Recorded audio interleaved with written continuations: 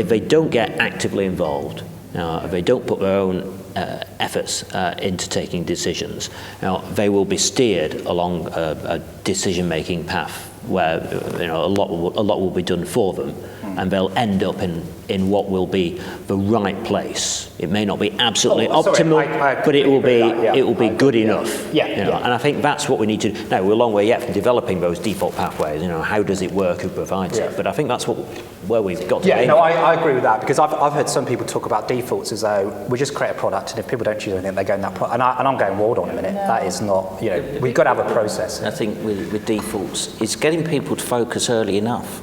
Most people don't know what they want to do when they retire, so asking them really 5-10 years out is a very difficult job, which is why I think this is a long process to fully educate people. Because if we go up to our retirement age is 60, so I appreciate that's younger than a lot of other organisations, we currently have a 7-year decumulation period.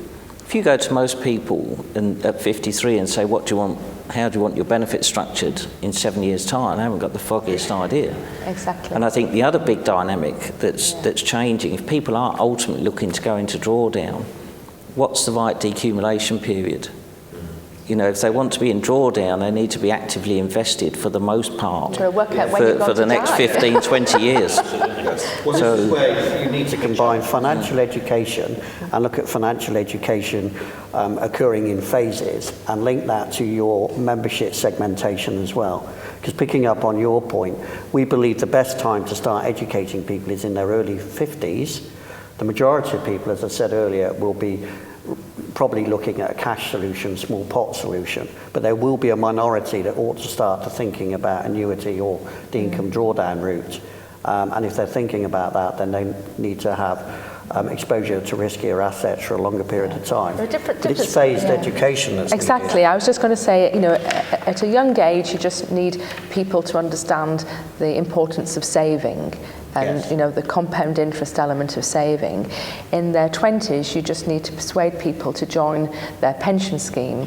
And so many cases there are still where people don't know that there are these free matching contributions that are available from the employer.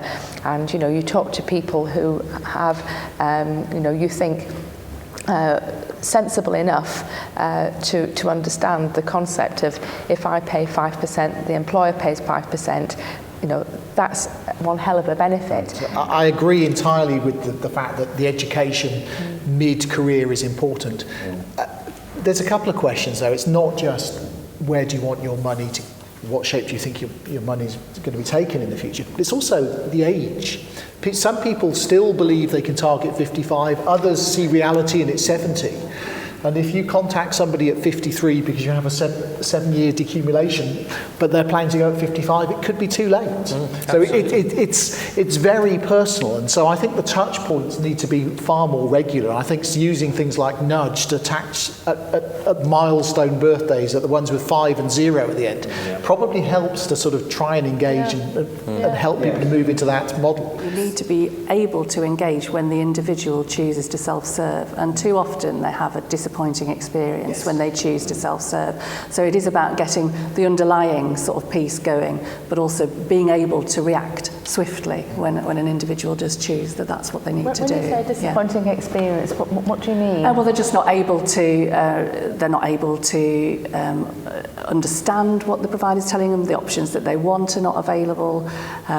Just generally, they find they need to take advice. There's a whole sort of raft of stuff that sort of act as like an interrupt, act as a blocker. I think it's so it's a bit of both, I think really. I think that's sort of the point that people feel, all this stuff is, people feel quite uncomfortable with. If they've not been, actively engaged with their pension saving, and then all of a sudden they get, communication saying, telling about options and saying they need to take advice, and it all sounds quite foreign to them. And I saw a very good discussion on the web a few weeks ago where the point being made was you need to make sure people feel comfortable with their pension saving, from quite an early point in their working career, so that when it gets to the point where they've really got to start understanding and taking some decisions, it doesn't seem like a foreign land. It's something they feel, okay, I can get this.